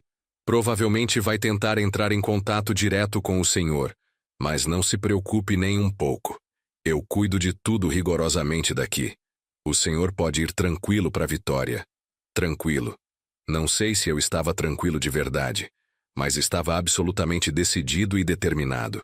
Na véspera da viagem, fiz uma última coisa fundamental. Sentei na mesa velha da cozinha, peguei papel de carta e caneta azul e escrevi uma carta longa. Não foi nada fácil. Tive que reescrever 4 vezes completas, porque as palavras precisavam ser exatamente certas, precisavam doer, mas também precisavam libertar. E quando finalmente terminei, dobrei o papel com cuidado, coloquei dentro de um envelope branco comum e escrevi na frente com letra firme: para Leonardo. Deixei em cima da mesa bem visível. Na manhã seguinte, arrumei minha única mala, pequena, com o essencial da vida. Olhei em volta pela última vez. A kitnet simples de 2 cômodos, o quintalzinho minúsculo com o pé de pimenta que eu regava todo santo dia, a cozinha onde eu preparei milhares de refeições sozinho, onde eu chorei tantas lágrimas amargas. Tranquei a porta enferrujada com mão trêmula. Deixei a chave com a dona Conceição, que chorou copiosamente quando eu disse que ia viajar por tempo indeterminado. Cuida da casa para mim, Conceição. E quando meu filho vier perguntar por mim, entrega isso aqui para ele pessoalmente. Dei o envelope branco, peguei o táxi até o terminal rodoviário, fiz o check-in no guichê, embarquei no ônibus e quando o veículo saiu lentamente da rodoviária, e eu vi São Paulo ficando cada vez menor pela janela embaçada, eu fechei os olhos fundos e respirei profundamente. Pela primeira vez em 67 anos inteiros de vida, eu estava vivendo exclusivamente para mim mesmo. E isso não era egoísmo puro. Era sobrevivência necessária. A viagem de ônibus durou 10 horas longas. 10 horas em que eu não dormi absolutamente nenhum minuto. Fiquei olhando pela janela suja, vendo a paisagem mudar gradualmente, vendo cidades passarem, vendo o oceano aparecer finalmente no horizonte distante, e pensando intensamente em tudo que eu estava deixando definitivamente para trás, pensando no que me esperava à frente nessa nova vida. Quando o ônibus finalmente chegou no terminal de Vitória, o sol estava se pondo alaranjado no mar. Desci com as pernas bambas de cansaço, o coração acelerado de ansiedade, e ali, no meio daquele terminal rodoviário cheio de gente apressada, com cheiro de óleo diesel e comida de lanchonete, eu tive um segundo terrível de pânico absoluto. O que eu tinha feito? Mas aí eu vi ele, o Antônio, parado ali perto da saída, segurando uma placa improvisada de papelão com meu nome escrito. Quando nossos olhos se encontraram, ele largou a placa no chão e veio correndo. Me abraçou forte, e eu senti o cheiro do perfume dele, o calor genuíno daquele abraço de família de verdade, e tudo ficou imediatamente menos assustador. Bem-vindo, primo. Bem-vindo à sua nova vida longe de tudo. Eu chorei ali mesmo, no meio do terminal rodoviário barulhento, nos braços do meu primo. Os primeiros dias em Vitória foram intensos de adaptação. A casa do Antônio era pequena, mas extremamente aconchegante, num bairro chamado Jardim Camburi, com ruas arborizadas e o som constante do mar ao fundo. Ele e a esposa, a Marlene, me receberam como família de verdade. Montaram um quartinho para mim, com uma cama de solteiro confortável, um armário de madeira e uma janela grande que dava para uma jabuticabeira carregada. Eu tentava me manter ocupado o tempo todo, ajudava nas tarefas da casa, fazia comida, saía para caminhar na praia pela primeira vez na vida. Mas minha cabeça estava sempre em São Paulo, imaginando obsessivamente o que estava acontecendo por lá. Se o Leonardo já tinha recebido a carta, se tinha procurado desesperadamente pela sua mãe que sumiu. 3 semanas exatas depois da minha chegada em Vitória, recebi a ligação que eu esperava. Era o Dr. Marcelo, com novidades importantes. Seu Roberto, tem uma informação relevante. Meu coração disparou violentamente. Fala, por favor. Recebi uma ligação de um homem que trabalhou na mesma empresa que o Leonardo. Ele diz que tem informações extremamente importantes para o senhor sobre o tal investimento. Franzi a testa confuso. Que tipo de informações exatamente?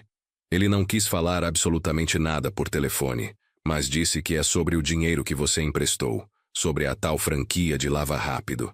Um arrepio gelado subiu pela minha espinha inteira. Passa o contato dele para mim, por favor. O Dr. Marcelo me passou um número de celular. Eu desliguei, respirei fundo várias vezes e liguei imediatamente. Atendeu uma voz masculina, jovem, meio nervosa e hesitante. Alô? Oi. É o Roberto Rocha. O advogado me passou seu contato. Você disse que tem informações importantes? Silêncio pesado do outro lado da linha. Depois ele falou devagar. Senhor Roberto, meu nome é Márcio. Eu trabalhei com o Leonardo na montadora durante 3 anos. Há uns 8 meses eu fui demitido injustamente, inclusive estou processando a empresa. E desde então eu tenho pensado muito se devia ou não contar isso. Contar o quê? Ouvi ele respirar fundo nervoso. O investimento, a tal franquia de lava rápido que o Leonardo disse que existia, nunca existiu de verdade. O chão sumiu completamente debaixo dos meus pés. Como assim nunca existiu? Nunca existiu, Sr. Roberto. Eu ouvi o Leonardo conversando abertamente com amigos dele no refeitório da empresa uns meses atrás. Ele estava rindo, contando como tinha convencido o pai dele a emprestar dinheiro. Disse que o dinheiro era para quitar dívidas antigas e comprar o carro novo, e que você tinha caído direitinho na história. Eu senti minha mão tremer tanto que quase derrubei o celular no chão. Quitar dívidas? Sim, senhor. Eles tinham acumulado dívidas altas no cartão de crédito, financiamentos atrasados, e queriam o carro novo também. Usaram todo o dinheiro do senhor para isso. E o Leonardo falava isso com tanto desdém, como se o senhor fosse ingênuo e bobo. Bobo. Eu fechei os olhos com força, sentindo a sala do Antônio girar violentamente ao meu redor. Márcio, você tem como provar isso de alguma forma concreta? Eu gravei parte da conversa dele. Na época eu estava desconfiado que iam me demitir injustamente. Então comecei a gravar algumas conversas no refeitório, usando o celular escondido. E nesse dia específico, sem querer, peguei essa conversa dele também. Eu posso te mandar o áudio se quiser. Manda urgentemente, por favor. 5 minutos depois, meu celular velho apitou. Um arquivo de áudio pesado. Eu coloquei o fone de ouvido barato, apertei play com mão tremendo e ouvi a voz do Leonardo, clara e inconfundível. Cara, vocês não sabem o que eu consegui fazer. Convenci meu pai a me emprestar 80 mil reais. Falei aquela história ensaiada de franquia. Investimento lucrativo. Ele caiu direitinho na conversa. 80 mil reais, mano. Paguei todos os cartões atrasados. Quitei uns financiamentos e ainda sobrou bem para a entrada do Compass. Risadas masculinas ao fundo, vozes concordando, comentando animadas. E a voz do Leonardo de novo, mais alta e debochada. Sério, pessoal. Pai é complicado às vezes, mas esse agora vai ficar na dele, quietinho, esperando o dinheiro que nunca vai voltar completamente. Mais risadas cruéis. O áudio acabou abruptamente. Eu tirei o fone de ouvido devagar. Fiquei ali sentado na beirada da cama estreita, com as mãos tremendo nos joelhos, tentando processar tudo. Nunca existiu investimento nenhum. Nunca existiu franquia de lava rápido. Tudo foi mentira descarada desde o primeiro momento. Desde o começo, eles olharam nos meus olhos, sentaram na minha mesa humilde, comeram o pão de queijo que eu comprei e mentiram friamente, calculadamente, cruelmente. E o Leonardo? O Leonardo sabia perfeitamente desde o início? Claro que sabia. Foi ideia dele desde sempre. Mas aí eu lembrei de outras coisas dolorosas.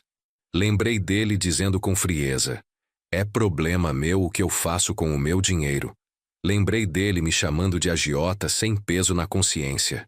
Lembrei dele gritando na pracinha: velho inútil, sai da nossa vida. Ele sempre soube de tudo. Ele sabia e simplesmente não ligou nem um pouco. Eu liguei de volta imediatamente para o Márcio com urgência. Você pode enviar esse áudio completo para meu advogado? Eu vou te passar o contato dele agora. Claro, Sr. Roberto. E sinto muito mesmo, de verdade. O senhor não merecia isso. Desliguei tremendo. Liguei imediatamente para o Dr. Marcelo, contei absolutamente tudo, mandei o áudio pesado. Ele ouviu atentamente, ficou em silêncio tenso e depois disse com a voz extremamente firme: "Isso muda absolutamente tudo. Isso não é só cobrança simples de dívida civil. Isso é estelionato qualificado, crime previsto no Código Penal. O senhor pode processar criminalmente também se quiser." Não. A palavra saiu rápida, instintiva, desesperada. "Não quero processo criminal nenhum. Não quero ver meu filho preso numa cadeia. Só quero meu dinheiro de volta, com juros, com correção, com multa. E quero que ele entenda profundamente que o que fez foi errado." O Dr. Marcelo respirou fundo. "Entendo perfeitamente.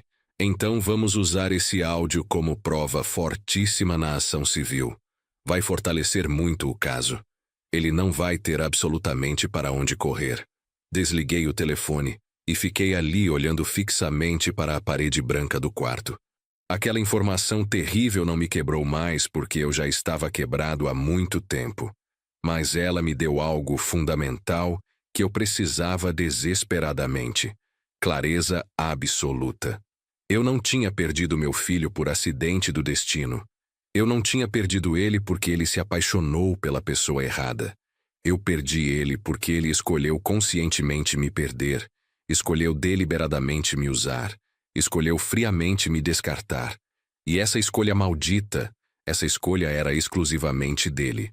Naquela noite silenciosa, eu sentei sozinho na varanda da casa do Antônio, embaixo da jabuticabeira carregada, e olhei para o céu estrelado. As estrelas aqui eram diferentes, ou talvez fossem exatamente as mesmas, mas eu que estava olhando com olhos completamente diferentes. Chorei mais uma vez. Chorei muito, mas não como antes. Dessa vez as lágrimas eram diferentes, eram de libertação verdadeira, porque eu finalmente tinha entendido com clareza. Não era sobre o dinheiro em si, nunca foi. Era sobre dignidade humana, sobre valor próprio, sobre aprender dolorosamente que amar alguém não significa deixar que pisem em você sem limites. E eu tinha aprendido finalmente. Naquela noite específica eu dormi. Dormi profundamente pela primeira vez desde que saí de São Paulo. E quando acordei no dia seguinte, com o sol entrando forte pela janela e o cheiro de café fresco vindo da cozinha, eu soube com certeza. Eu ia ficar bem eventualmente. Não por causa do processo judicial, não por causa da justiça que viria inevitavelmente, mas porque eu tinha tomado a decisão mais importante da minha vida inteira. Eu tinha escolhido a mim mesmo finalmente. Mas antes de eu contar como tudo terminou de verdade, eu preciso voltar um pouco no tempo, voltar para aquele dia específico, o dia em que eu deixei a carta reveladora. Porque enquanto eu estava aqui em Vitória, descobrindo a verdade horrível, lidando com a dor profunda e tentando reconstruir minha vida aos pedaços, lá em São Paulo, uma bomba nuclear explodiu na vida do Leonardo. Foi a dona Conceição quem me contou tudo depois em detalhes. Ela ligou 5 dias depois que eu cheguei em Vitória para me avisar que o Leonardo tinha aparecido desesperado. "Roberto, seu filho veio aqui procurando você feito louco. Estava completamente desesperado. Perguntou onde você estava, quando ia voltar, se tinha deixado o endereço. Eu entreguei a carta exatamente como você pediu. Meu coração apertou violentamente. E ele? O que ele fez? Abriu ali mesmo na calçada da kitnet. Leu em pé e o rosto dele. Roberto, nunca vi ninguém ficar tão branco na vida. As mãos dele tremiam visivelmente. Ele tentou entrar na sua casa usando a chave que tinha, mas você tinha trocado a fechadura. Ele me perguntou seu telefone novo, mas eu falei que você tinha pedido para não passar para ninguém. Ele saiu daqui cambaleando pela calçada, sabe? Como se tivesse levado um soco devastador no estômago. Eu desliguei com o coração pesado e fiquei imaginando intensamente a cena. O Leonardo lendo aquela carta na calçada. O Leonardo entendendo finalmente o peso do que tinha feito. Deixa eu te contar exatamente o que eu escrevi. Porque aquelas palavras, eu pesei cada uma, cada vírgula, cada ponto final com cuidado cirúrgico. Leonardo, Se você está lendo isso agora, é porque finalmente se deu ao trabalho de me procurar. Não sei se foi por preocupação genuína ou por necessidade urgente, mas tanto faz agora. Eu não estou mais aí. Passei 5 dias inteiros pensando no que te dizer. Pensei em gritar, em xingar, em jogar na sua cara cada centavo que gastei, cada noite que não dormi trabalhando, cada vez que chorei por você sozinho. Mas não. Isso seria fácil demais. E eu cansei de facilitar absolutamente tudo para você. Então vou te contar uma história real. A história de um homem que ficou viúvo aos 35 anos, com um filho de apenas 8, sem grande formação profissional, sem dinheiro guardado, sem futuro garantido, mas que não desistiu nunca. Que pegou uma oficina mecânica herdada do pai e transformou isso numa vida digna. Que trabalhou até as mãos sangrarem de tanto apertar parafusos enferrujados. Que pulou refeições para você comer bem. Que vendeu o único patrimônio que tinha, uma casa simples que era minha herança sagrada, minha segurança, para pagar integralmente sua faculdade. 132 mil reais, Leonardo. Foi exatamente isso que custou seu diploma pendurado na parede. Não foi seu esforço pessoal, não foi sua inteligência natural, foi a casa do seu pai, aquela que eu vendi sem pensar 2 vezes, porque eu acreditava cegamente em você, porque eu achava honestamente que você valia mais que tijolos e cimento. Eu te criei completamente sozinho, te ensinei valores sólidos, te mostrei o que era dignidade verdadeira. E você? Você virou as costas para tudo isso no momento exato em que colocou uma aliança no dedo. Não vou culpar exclusivamente a Juliana. Seria fácil demais colocar a culpa toda nela. Mas você é um homem adulto e formado. Você fez escolhas conscientes. E uma dessas escolhas foi me tratar como lixo descartável. Você mentiu descaradamente para mim. Me enganou olhando nos meus olhos. Pegou 80 mil reais, praticamente tudo que eu tinha guardado, com uma história elaborada de investimento que nunca existiu de verdade. Comprou carro de luxo, quitou dívidas irresponsáveis, e quando eu cobrei educadamente você me chamou de agiota. Mas o pior de tudo não foi o dinheiro, Leonardo. Foi a humilhação pública. Foi ser chamado de velho inútil na frente dos vizinhos que me conhecem há décadas. Foi ser impedido de ver meu único neto sem autorização prévia. Foi ser tratado como um estorvo inconveniente na vida do meu próprio e único filho. Então, sabe o que eu fiz? Eu decidi te obedecer completamente. Você mandou eu ir viver minha vida e deixar a de vocês em paz. E é exatamente isso que eu estou fazendo agora. Eu saí de São Paulo. Me mudei para outro estado longe. Vou recomeçar do zero aos 67 anos de idade. Vou recomeçar completamente sozinho. Porque eu prefiro recomeçar sozinho do que continuar sendo humilhado perto de você. Ah, e sobre o dinheiro que você me deve. Você vai ser notificado judicialmente em breve. Entrei com ação de cobrança formal. O valor total, com juros, correção monetária e multa contratual, é de 105 mil reais. Você assinou um contrato legal. Vai ter que cumprir obrigatoriamente. E se não cumprir por bem, seus bens serão penhorados pela justiça, incluindo o carro que você comprou com o meu suor. Não tente me procurar desesperadamente. Não tente me ligar implorando. Troquei de número de telefone, deletei todas as redes sociais, cortei todos os laços que me prendiam. Você disse que eu era velho inútil, e talvez você tenha razão mesmo. Eu sou velho, mas sou velho e finalmente livre. Livre de você. Livre da sua ingratidão monstruosa. Livre da sua maldade calculada. Aprenda uma coisa fundamental, meu filho, porque ainda sinto que você é meu filho apesar de tudo. Quem cria cobras não pode se espantar quando é picado. Você fez escolhas conscientes, agora vive com elas para sempre. Eu já escolhi e minha escolha definitiva é eu mesmo. Adeus para sempre, Roberto Rocha. Post-scriptum. Pode ficar com o dinheiro da faculdade que paguei. Considere um presente de um pai idiota, que achou que amor comprava respeito. Mas os 80 mil reais que te emprestei, esses eu quero de volta com juros e correção. A dona Conceição me contou em detalhes que depois de ler a carta inteira, O Leonardo ficou parado na calçada por uns 15 minutos longos, só olhando fixamente para o papel. E então ele correu desesperado para o carro, entrou e saiu em disparada. Ele tentou me ligar insistentemente, mas meu número antigo não existia mais. Tentou me procurar no Facebook, mas eu tinha deletado tudo completamente. Ligou para vizinhos antigos, para conhecidos da oficina. Ninguém sabia onde eu estava de verdade, porque eu não contei para absolutamente ninguém além do Antônio e do Dr. Marcelo. 2 dias depois da carta chegou a notificação judicial oficial. O Dr. Marcelo me mandou mensagem confirmando. Ele foi oficialmente notificado. Tem 15 dias corridos para responder formalmente. O Leonardo tentou contato através do próprio advogado dele. Pediu meu telefone novo desesperadamente. O Dr. Marcelo negou terminantemente.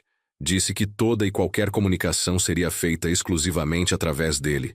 Ele mandou uma mensagem que o Dr. Marcelo me repassou na íntegra. Pai, por favor, me dá uma chance de explicar tudo. Eu errei muito. Eu sei que errei gravemente. Mas a gente pode conversar pessoalmente. Por favor, não faz isso comigo. Não me processa.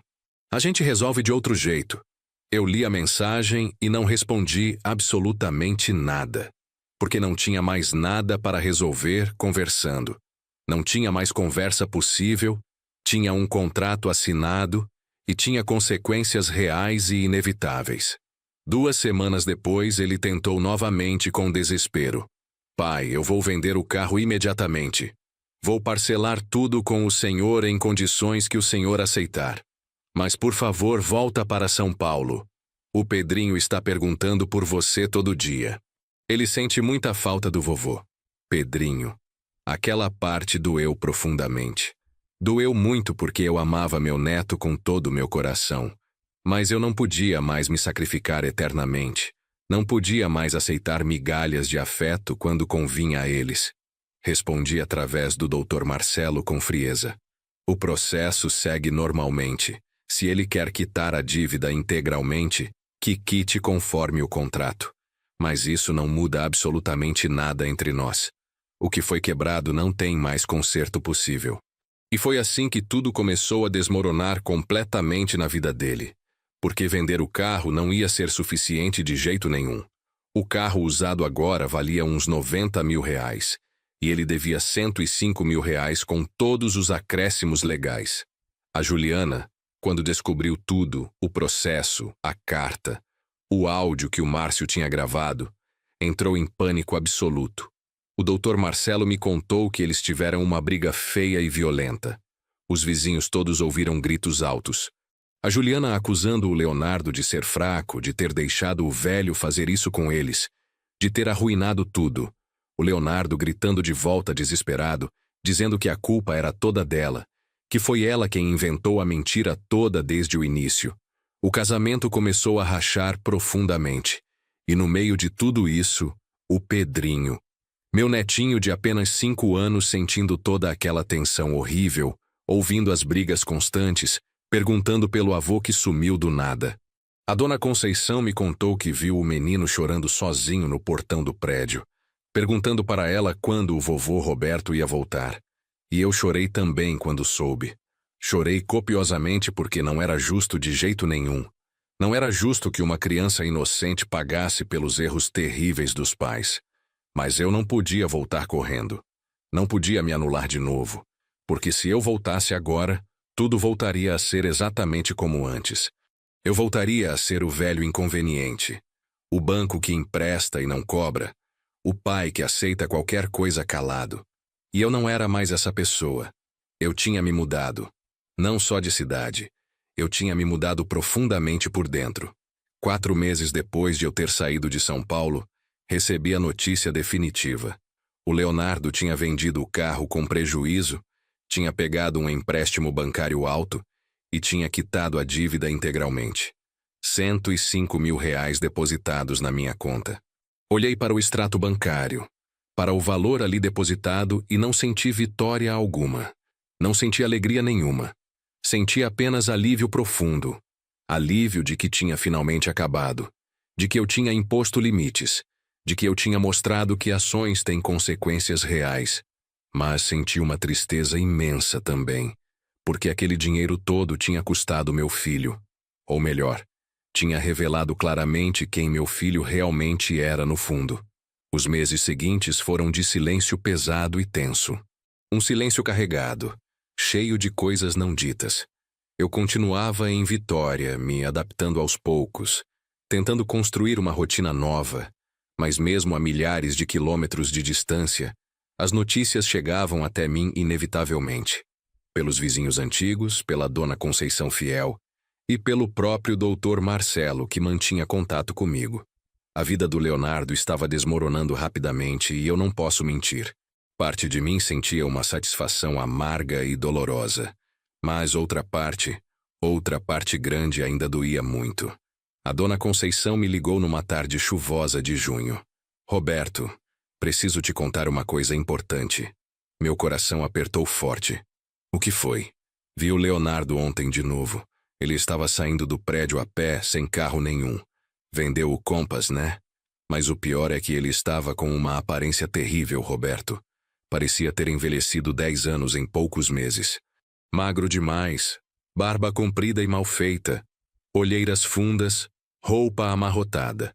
Eu fechei os olhos com força. E tem mais uma coisa séria. Ela continuou.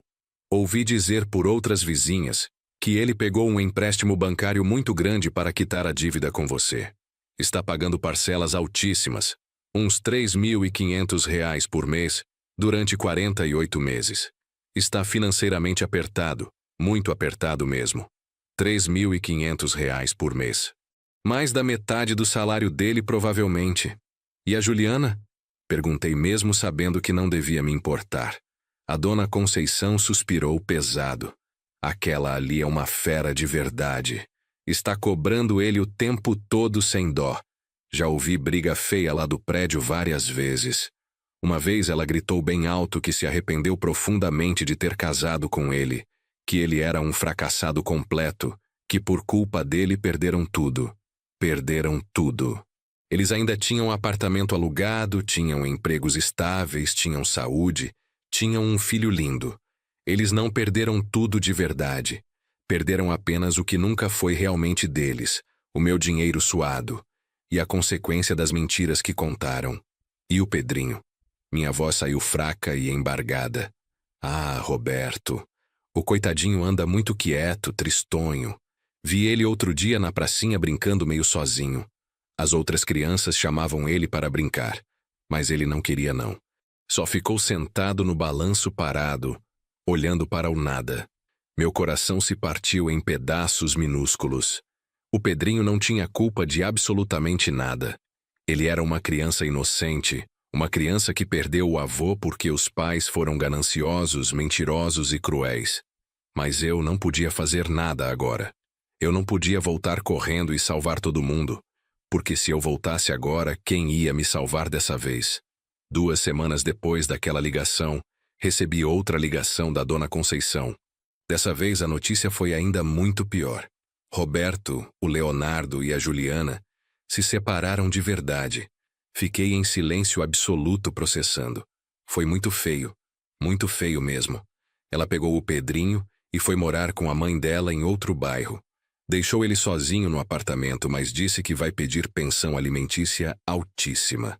O Leonardo está completamente sozinho agora e quebrado financeiramente. Sozinho e quebrado. As mesmas palavras exatas que descreviam como eu me senti quando ele me humilhou naquela pracinha. A diferença dolorosa é que eu estava sozinho por escolha consciente. Ele estava sozinho por consequência direta. Ele pergunta de você? A pergunta saiu antes que eu pudesse segurar. Pergunta sempre. Toda vez que me vê na rua. Pergunta com voz embargada. Dona Conceição, a senhora teve alguma notícia do meu pai? Eu digo que não, que você pediu para não falar nada. E ele abaixa a cabeça derrotado e vai embora arrastando os pés. Desliguei com um nó gigantesco na garganta. À noite, deitado na cama do quarto emprestado, olhando para o teto silencioso, eu me perguntei pela 1000ª vez. Eu fiz a coisa certa? E a resposta, mesmo doendo profundamente, era sim. Porque se eu tivesse ficado, Se eu tivesse perdoado sem consequências reais, tudo continuaria exatamente igual para sempre. O Leonardo continuaria me usando quando precisasse. A Juliana continuaria me humilhando abertamente. E eu continuaria morrendo aos poucos por dentro, engolindo desrespeito diário, fingindo que estava tudo bem. Eu não salvei meu filho, mas salvei a mim mesmo finalmente. Um mês depois da separação, recebi uma mensagem inesperada através do Dr. Marcelo. O Leonardo tinha escrito outra carta desesperada. Senhor Roberto, ele pediu expressamente para eu repassar. O senhor quer que eu leia ou prefere que eu descarte? Eu respirei fundo várias vezes. Lê, por favor. Ela leu pausadamente. Pai, eu não sei se o senhor vai ler isso. Não sei se o senhor se importa minimamente, mas eu preciso escrever, nem que seja para dizer ao vazio. Eu estraguei absolutamente tudo. Eu sei disso agora com clareza. Tarde demais. Mas sei. Quando a Juliana me pediu para pedir aquele dinheiro emprestado ao senhor, ela disse que era só um empréstimo rápido, que a gente ia devolver em poucos meses, que o senhor nem ia sentir falta. E eu acreditei. Ou melhor, eu quis acreditar porque era extremamente fácil. Era cômodo. Era mais fácil pegar o dinheiro do pai do que ralar, economizar e esperar. Mas quando a gente comprou o carro e quitou as dívidas, e o senhor começou a cobrar educadamente, eu entrei em pânico total. E ao invés de ser homem de verdade, de assumir o erro grave, eu virei as costas covardemente. Eu te tratei horrivelmente mal. Eu te humilhei publicamente. E eu vou carregar essa culpa pesada para o resto da minha vida inteira. A Juliana me deixou, levou o Pedrinho, disse que eu sou um fracassado completo, que arruinei tudo. E ela está completamente certa. Eu arruinei tudo mesmo, mas não do jeito que ela pensa.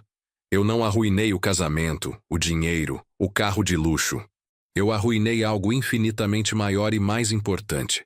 A relação com o meu pai, o homem que me criou completamente sozinho, que vendeu a casa dele para pagar minha faculdade cara, que nunca mediu esforços para me ver bem, e eu retribuí com ingratidão monstruosa. Eu não mereço seu perdão. Eu sei disso perfeitamente. Mas eu precisava te falar isso. Eu sinto muito profundamente.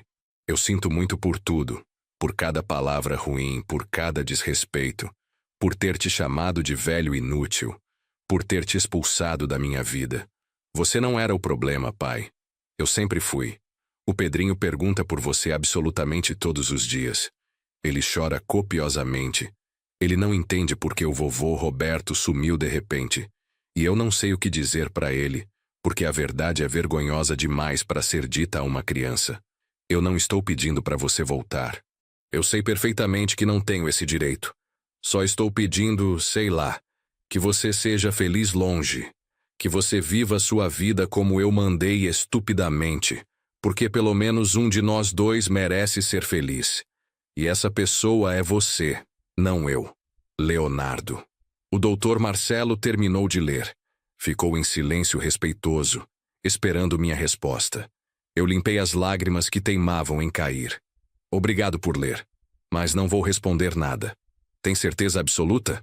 Tenho, porque aquela carta, mesmo triste, mesmo aparentemente cheia de arrependimento sincero, não mudava nada do que aconteceu. Não devolvia os anos de humilhação acumulada. Não apagava o velho inútil gritado. Não curava a ferida profunda. Era tarde demais? Talvez. Ou talvez não fosse sobre ser tarde demais. Era sobre eu ter aprendido dolorosamente que perdão não significa necessariamente volta, que eu podia perdoar lá no fundo do meu coração cansado, mas não precisava voltar para a vida dele. Não precisava me sacrificar de novo eternamente. 2 semanas depois, a dona Conceição me ligou pela última vez. Roberto, o Leonardo se mudou definitivamente. Se mudou para onde?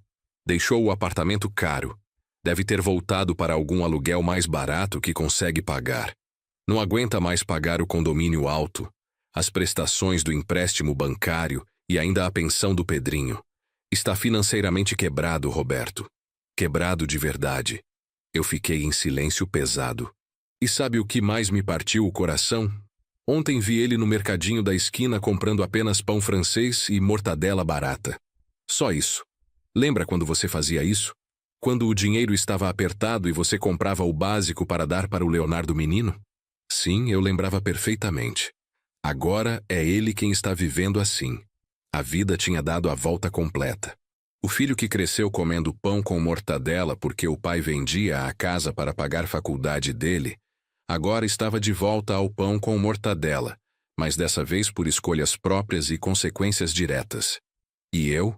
Eu estava em Vitória comendo peixe fresco grelhado, tomando suco de maracujá natural, assistindo o pôr do sol alaranjado na praia de Camburi. Não era vingança mesquinha, era consequência natural. E talvez fosse justiça divina. 6 meses completos. Tinha passado meio ano desde que eu pisara em solo capixaba pela primeira vez. Meio ano desde que eu tinha deixado para trás uma vida inteira construída. E sabe o que eu descobri? Que recomeçar não tem idade nenhuma. Tem apenas coragem.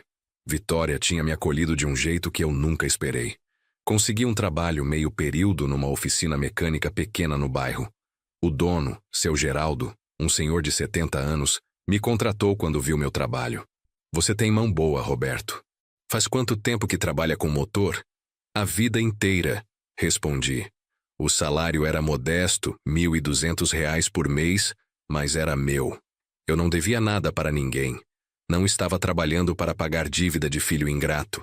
Estava trabalhando para mim. Comecei a frequentar um grupo de caminhada para a terceira idade. Toda terça e sábado a gente caminhava pela orla, via o mar, respirava ar puro e salgado. Fiz amizades verdadeiras. Seu Osvaldo, Dona Maria, seu Jorge. Pessoas que não me conheciam como o pai do Leonardo, me conheciam apenas como Roberto. E isso era libertador. Um dia, o seu Osvaldo, viúvo de 70 anos, me puxou conversa. Roberto, você tem um sorriso bonito quando sorri de verdade. Devia sorrir mais, amigo. Fazia décadas que ninguém reparava no meu sorriso. Ele me convidou para tomar uma cerveja depois da caminhada. Eu aceitei. Não era para substituir meu filho. Era apenas companhia boa, leve, sem cobranças. Eu estava em paz. Pela primeira vez em muitos anos eu estava genuinamente em paz. Mas a vida, ela sempre dá voltas inesperadas. Numa manhã de dezembro ensolarada, meu celular tocou. Número desconhecido de São Paulo. Atendi receoso. Alô? Vovô Roberto? Meu coração parou. Era a voz do Pedrinho, já com 6 anos, mais firme. Pedrinho? Sou eu, vovô. A mamãe deixou eu ligar. Eu sinto muita saudade. Lágrimas imediatas desceram. Eu também, meu netinho. A voz da Juliana veio ao fundo, diferente, mais suave. Seu Roberto, sou eu. Olha, eu sei que não tenho moral nenhuma para falar com o senhor depois de tudo. Mas o Pedrinho chora por você toda a noite. A terapeuta dele disse que ele precisa desse contato. Eu não estou pedindo para o senhor voltar. Só para conversar com ele às vezes, se quiser. Fiquei em silêncio pensando. Está bem. Posso conversar com ele por vídeo uma vez por semana. Obrigada, seu Roberto. E o Leonardo, ele está muito mal. Não estou pedindo perdão para ele. Só queria que soubesse. Desliguei tremendo. E foi naquele momento que entendi algo fundamental. Eu podia amar meu neto sem me sacrificar de novo. Podia ter contato controlado sem me anular. Podia perdoar no coração sem esquecer as lições. Hoje, com 68 anos completados, eu acordo cedo, tomo café com Antônio e Marlene, vou trabalhar na oficina do seu Geraldo, volto para casa, faço videochamada com o Pedrinho uma vez por semana, caminho na orla, tomo cerveja com os amigos novos, rio, vivo e sou feliz. Não é uma felicidade perfeita e sem dor. Ainda dói às vezes. Ainda sinto falta do filho que criei, não do homem que ele se tornou. Mas aprendi a lição mais importante. Respeito não se implora, se conquista ou se abandona. Eu não fui embora porque era fraco. Fui porque era forte o suficiente para me escolher. Forte para recomeçar aos 67 anos. E se você está me ouvindo agora, se está sendo desrespeitado por quem ama, escute. Você não precisa se anular para ser amado. Amor verdadeiro não humilha. E nunca é tarde para recomeçar. Se esse relato tocou você, deixe um comentário contando de onde está assistindo. Você já precisou impor limites com quem ama? Se essa história te fez refletir, deixe seu like e se inscreva no canal para histórias de quem escolheu sua dignidade. Porque aqui não contamos história de vítima, contamos história de recomeço. Um abraço de vitória. E lembre-se, você é mais forte do que imagina.